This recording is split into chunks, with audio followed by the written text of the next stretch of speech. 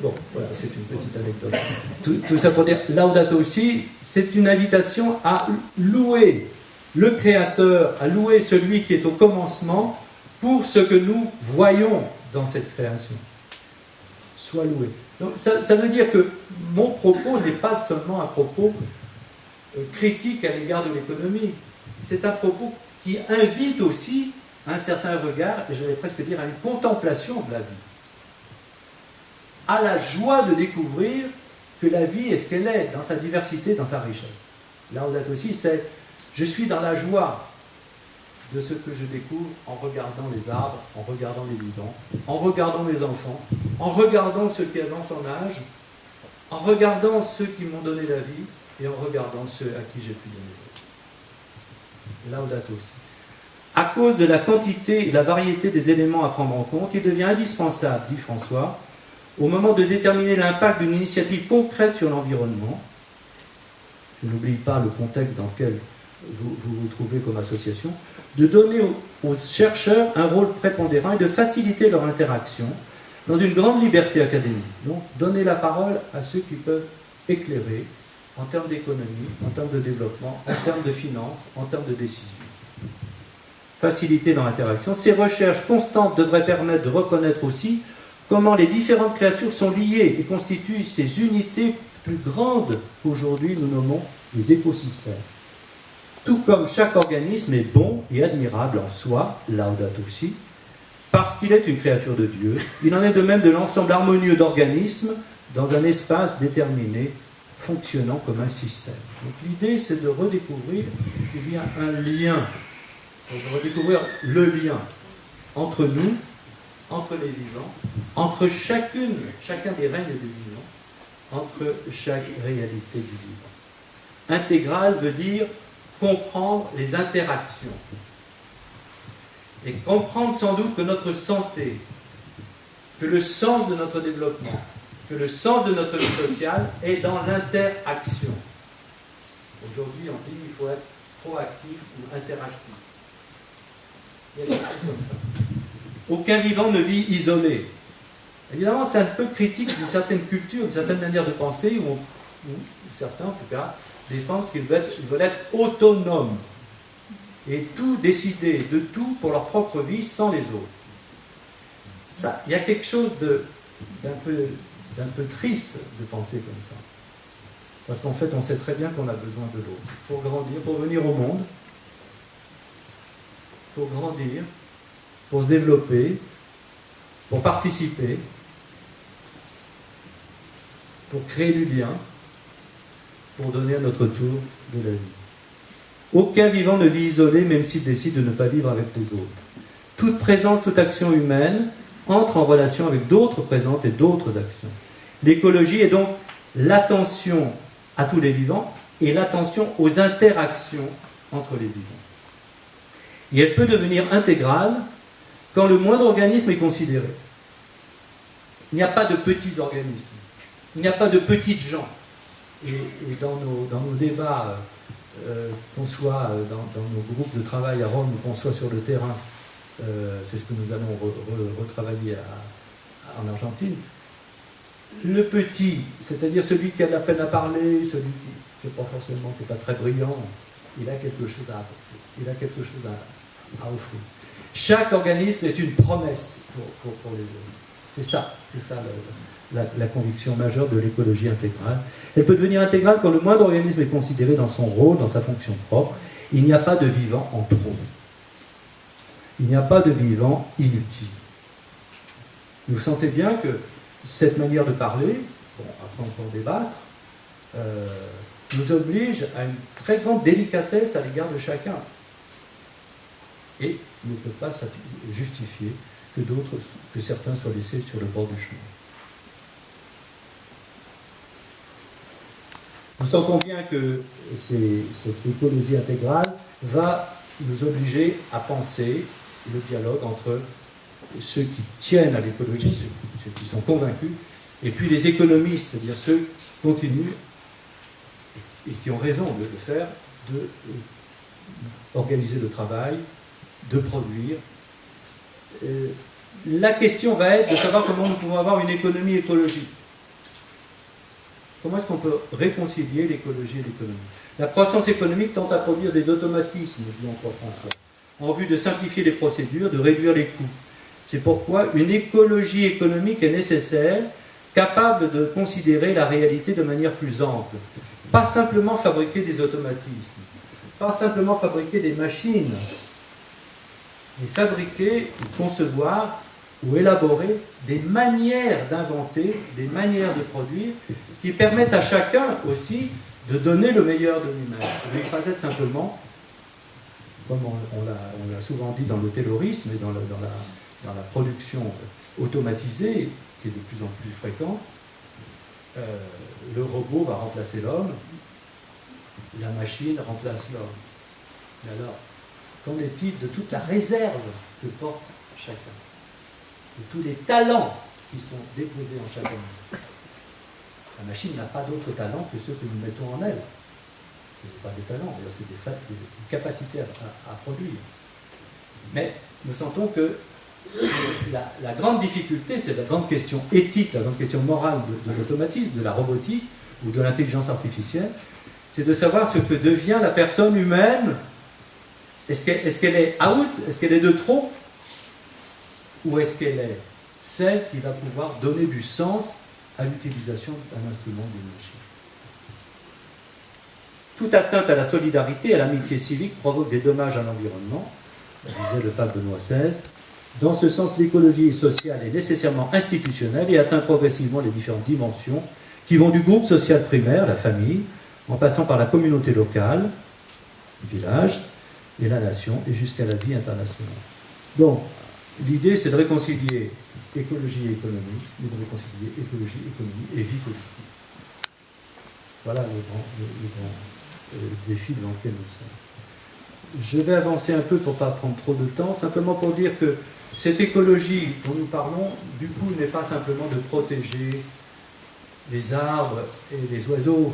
Nous entendons bien qu'en protégeant les arbres, les oiseaux, les zones humides et les écosystèmes, nous protégeons aussi tout ce que nous portons comme culture, c'est-à-dire notre manière d'habiter le monde. Et que nous ne pouvons pas dire, nous ne pouvons pas opposer une certaine liberté humaine à cette question du respect de l'écologie.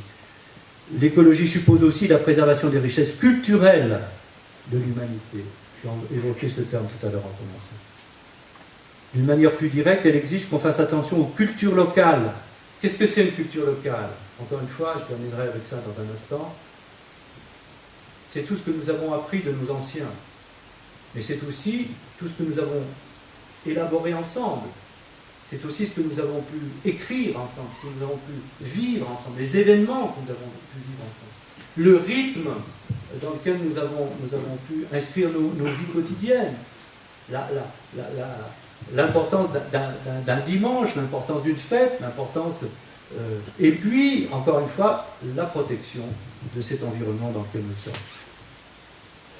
La spiritualité, parce que l'écologie est une culture aussi, et elle est aussi une spiritualité. Je dis spiritualité parce que je pense que c'est plus large qu'une seule religion. Si je vous parle à partir du Dieu, qui est la religion où je suis moi comme prêtre, je ne peux pas ne pas considérer que cette écologie dont nous parlons fait dialoguer les spiritualités entre elles, et plus fondamentalement encore, en appelle à considérer la dimension spirituelle des personnes.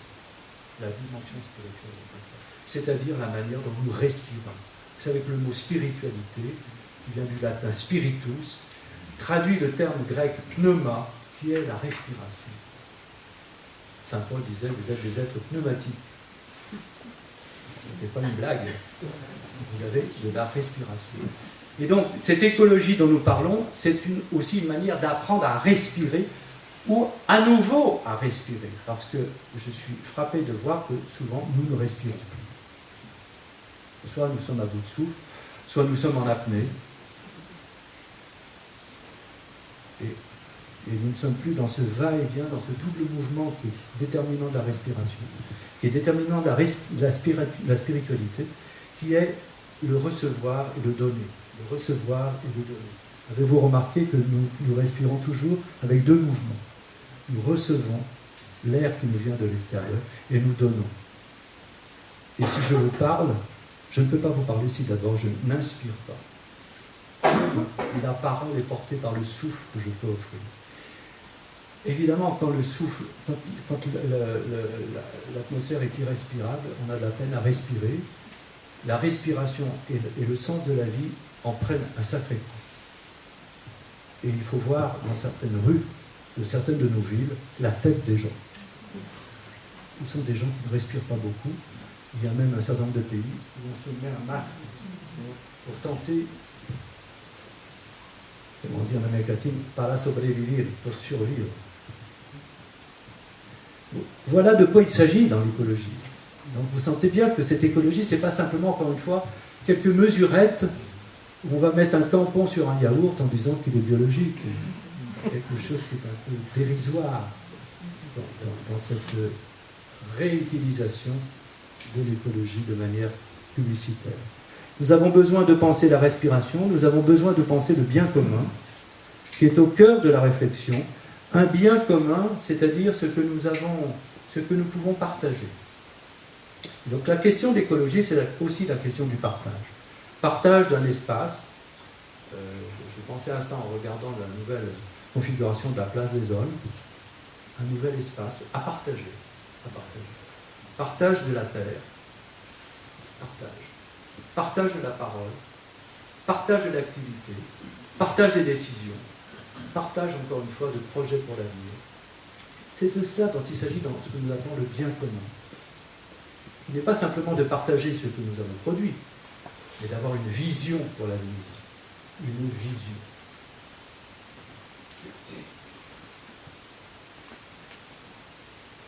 Alors, je vais terminer avec quelques réflexions pour dire, lorsque François, le pape François dit, le paradigme technocratique qui nous dit que le progrès, c'est ce que la machine nous permet de faire, que ce paradigme, que ce modèle, parlons plus simplement, le modèle technocratique, le modèle lié seulement aux capacités techniques, peut être remplacé par un autre modèle, un autre paradigme, un autre modèle de développement. Alors qu'est-ce que ce serait cet autre modèle de développement? Si nous voulons préciser les points d'appui d'un autre modèle de développement, c'est-à-dire d'une autre manière de vivre ensemble, le travail, la production, la consommation et la vie ensemble. De quoi faudrait-il parler? Eh bien, je pense qu'il y a 4 points qu'on pourrait approfondir. Ce serait intéressant de les reprendre avec différentes professions, avec des entrepreneurs, avec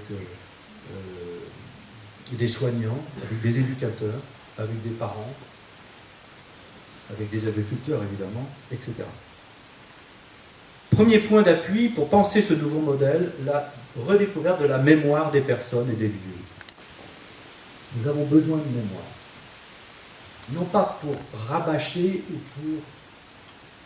pour radoter sur ce que nous avons fait autrefois, comme si autrefois était nécessairement meilleur. Ce n'est pas ça dont il s'agit. C'est de la manière dont nous avons cherché autrefois à habiter la terre de manière équilibrée et équilibrante. La considération, deuxièmement, de ce qui prend soin. Qu'est-ce que ça veut dire prendre soin aujourd'hui? Prendre soin du vivant, des vivants, prendre soin de la terre, prendre soin de l'environnement, prendre soin de notre santé, prendre soin des personnes. Le soin. La mémoire, le soin. Le soin. Protéger. Troisièmement, l'avenir, c'est-à-dire l'espoir. Qu'est-ce que nous espérons pour demain? C'est exigeant de poser une question comme ça. Parce que nous avons développé une culture où nous vivons au quotidien, au jour le jour. Au court terme, comme on dit. Nous sommes dans le court-termisme. Court terme. On verra bien. On verra bien la semaine prochaine. On verra bien. Donc comment rouvrir une pensée qui ne soit pas court terme, mais moyen terme et long terme. C'est-à-dire au moins une génération et 2 générations. Quand les jeunes qui se mobilisent sur le climat nous disent « mais attendez, vous êtes encore en train de faire des conférences, mais il faut décider. Ils nous disent un peu ça. Alors, évidemment, c'est facile de caricaturer une jeune comme Greta qui prend la parole. Mais il n'y a pas que Greta, ils sont un certain nombre à dire c'est maintenant, c'est maintenant. Mais ils sont la génération qui suit. Est-ce que nous sommes prêts à être dans la génération qui vient? C'est parfois inconfortable de dialoguer avec la génération qui vient. Mais c'est de ça dont il s'agit. La mémoire, le prendre soin, l'espoir, la visée, en particulier dans la visée ceux qui participent à l'accomplissement des capacités des personnes. Et enfin, la solidarité, c'est-à-dire l'écoute, la rencontre et le dialogue. Ces 4 points de référence que je vais terminer en vous proposant une petite boussole. Dans un instant, ce sera ma dernière diapo. Avant, évidemment, sur ce nouveau modèle, inévitablement va se poser la question de savoir si on peut consommer moins. Si moins peut être plus, comme dit François. Ça, c'est pas simple. Qui est prêt à limiter ses déplacements, sa consommation, son chauffage? C'est beaucoup trop chaud dans cette pièce. Beaucoup trop chaud. Mais la dernière fois où j'ai fait une conférence et où j'ai dit il fait beaucoup trop chaud dans cette pièce, c'était dans une autre salle des fêtes. On m'a dit on ne peut pas changer parce que c'est fixé. Le système ne permettait pas de baisser. Et tout le monde était plutôt bien habillé. On pouvait gagner, allez, entre 3 et 4 degrés. C'est comme ça que ça commence. Il va bien falloir qu'on prenne des décisions d'isoler nos maisons, de chauffer un peu moins, d'émettre un peu moins de gaz, on peut mettre un pull, hein, et puis on peut aussi apprendre à vivre avec un petit peu plus le froid. Hein. C'est pas dramatique, parfois ça maintient même éveillé. On peut vivre intensément avec peu, surtout quand on est capable d'apprécier d'autres plaisirs et qu'on trouve satisfaction dans les rencontres fraternelles, dans le service, dans le déploiement de ses charismes, dans la musique, dans l'art, dans le contact avec la nature, dans la prière, dit François. Le bonheur requiert de savoir limiter certains besoins qui nous abrutissent, en nous rendant ainsi disponibles aux multiples possibilités qu'offre la vie. Ceux qui ont fait le choix de la sobriété, on en connaît un certain nombre, ont souvent un regard beaucoup plus vif, beaucoup plus attentif. Je vais terminer avec cette dernière diapo parce que je vous sens déjà fatigué et je ne veux pas vous fatiguer plus. Et puis il faut garder du temps pour respirer. Je crois que nous avons notre part de responsabilité dans toutes ces questions. Il ne s'agit pas dans mon propos, à aucun moment, il s'agit dans mon propos de culpabiliser quiconque. Comme si certains d'entre nous étaient de mauvais consommateurs, de mauvais producteurs, de mauvais entrepreneurs, ou de mauvais agriculteurs. J'ai un ami agriculteur dans la Drôme qui a été poursuivi en justice par ses voisins parce qu'il mettait plus de certains produits chimiques sur sa vigne. Et alors les voisins disaient toutes les petites bêtes qui reviennent sur ta vigne viennent sur la nôtre. Et oui, mais mon vin est plutôt meilleur, je produis moins, mais je suis obligé de vous dire qu'il est pas mal mon produit. Donc ça a ouvert un grand débat. Bon, il n'a pas été condamné, il a été relaxé parce qu'on ne savait pas très bien quoi lui reprocher finalement. Mais c'est intéressant comme débat, je trouve. Ils sont redevenus copains. Ça a été la guerre. Hein. Ça a été une confrontation musclée entre Antoine, donc ses copains, et puis les voisins. Et un soir, cet été, j'ai passé un bon moment avec eux, et on était complètement dans le débat qu'on a ce soir, dans la réflexion qu'on a ce soir, sur le rapport à la complémentarité des insectes, à la terre, à l'épuisement de la terre, à la production, à la limitation de la production, à la qualité de la production. C'était vraiment complètement... C'était un exemple, c'était des travaux pratiques de cette présentation. Bon, mais il n'est pas le seul, il y en a un certain nombre comme ça qui prenant position, sont en situation de difficulté. Et donc la question aussi, c'est de vivre une solidarité citoyenne, une solidarité locale avec ceux qui font le choix d'une écologie intégrale. Il ne s'agit pas ni de culpabiliser, ni de se résigner en disant de toute façon on ne pourra pas changer. Si ceux qui ont construit nos villages, nos villes, notre agriculture, notre industrie, après la guerre, c'est-à-dire dans les années 50, s'étaient résignés, nous n'aurions rien. Nous serions des pauvres parmi les pauvres. Et d'ailleurs, la résignation est une question extrêmement importante dans les questions de développement au sud, dans les pays du sud. Donc il s'agit d'assumer notre part de responsabilité. Nous avons une part de responsabilité. Comme propriétaire, comme exploitant agricole, comme entrepreneur, comme citoyen, comme association, comme église. Faire l'option de la mesure, savoir refuser ce qui engage un nouvel illimité, faire le choix d'une vie saine et sobre. Bon, on a un certain nombre à croire que certains médicaments, par exemple, on ne rembourse plus, sont pourtant des médicaments qui peuvent être dans le sens d'une écologie. Un équilibre. Faire le choix d'une vie saine et sobre, partager ce que nous avons et partager surtout ce que nous sommes. Être et demeurer en écoute de ce qui nous renouvelle dans nos conceptions d'activité humaine, le travail. Il y a de nouveaux travaux à inventer, il y a de nouveaux emplois, des milliers d'emplois. Certains, j'ai découvert ça en Allemagne, certaines entreprises développent de nouvelles activités en termes non seulement de construction, mais aussi en termes d'invention des transports, mais aussi en termes d'énergie. Le renouvellement peut aussi nous venir d'un passé un peu rapidement dépassé. Petite boussole à écrire quelque part sur un petit bout de papier et à garder dans sa poche. Peut-être que ce nouveau développement, je ne sais pas, c'est une proposition, mais je l'ai quand même soumise au pape François qui l'a trouvé plutôt pertinent, donc on continue. Continuons. Une petite boussole dans laquelle il y aurait, par définition, 4 points cardinaux. Un point autour de nos convictions. Finalement, à quoi croyons-nous dans ce développement? Qu'est-ce qui est source de sens dans notre manière de produire, mais aussi dans notre manière de consommer et dans notre manière de décider? Ce que nous croyons, quels sont nos principes? Quelle est notre éthique, c'est-à-dire quelle est notre manière d'apprécier les choses? Qu'est-ce qui pour nous est un bon moment?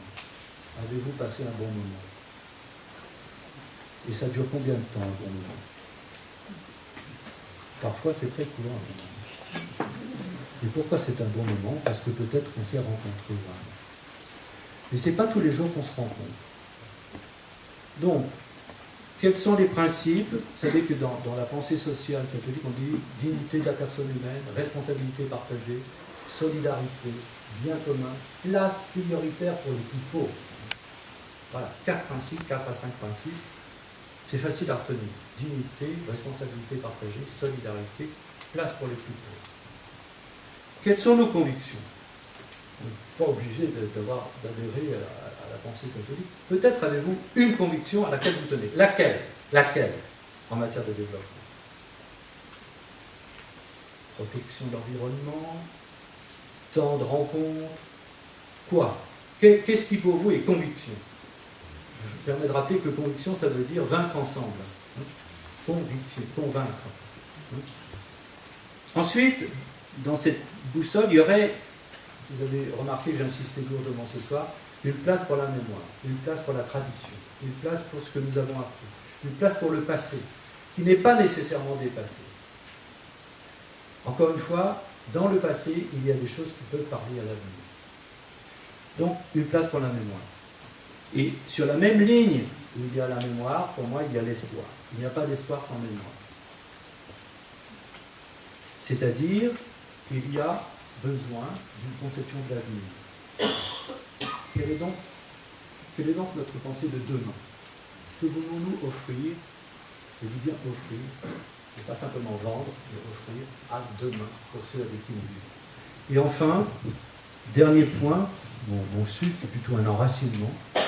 Nous avons évidemment besoin d'agir, de décider, à tous les niveaux, à notre niveau personnel, au niveau de notre famille, au niveau d'une commune.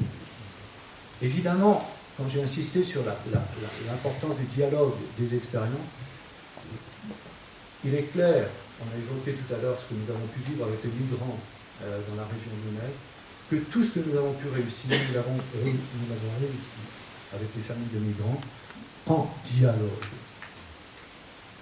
Bien sûr qu'il y avait des gens qui nous ont dit « Vous êtes des idéalistes et vous pensez que vous allez trouver la solution ». Nous n'avons pas trouvé la solution à la migration, parce que la migration est une question, je ne veux pas me lancer là-dedans maintenant, mais est une question internationale, c'est une question mondiale. Mais nous avons trouvé des propositions à faire aux personnes qui étaient dans la rue, en mettant dans le coup et en mettant en dialogue l'autorité préfectorale, les fonctionnaires de Pôle emploi, les entrepreneurs locaux et les personnes elles-mêmes. Et nous avons eu des résultats. Action, décision, solidarité. Solidarité, solidum, c'est le lien. Il n'y a pas d'action sans lien, d'action sans solidarité. Je crois que ce qui est évidemment très important, c'est de garder en nous cette idée que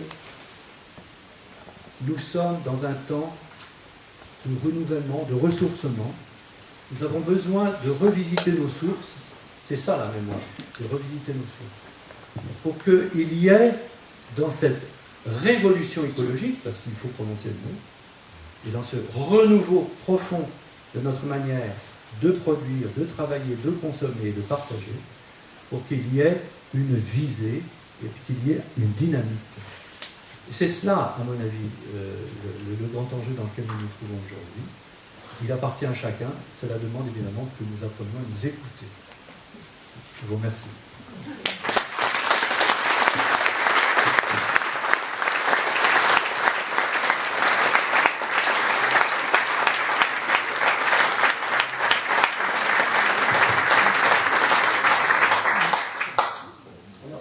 Le livre qui s'est cassé la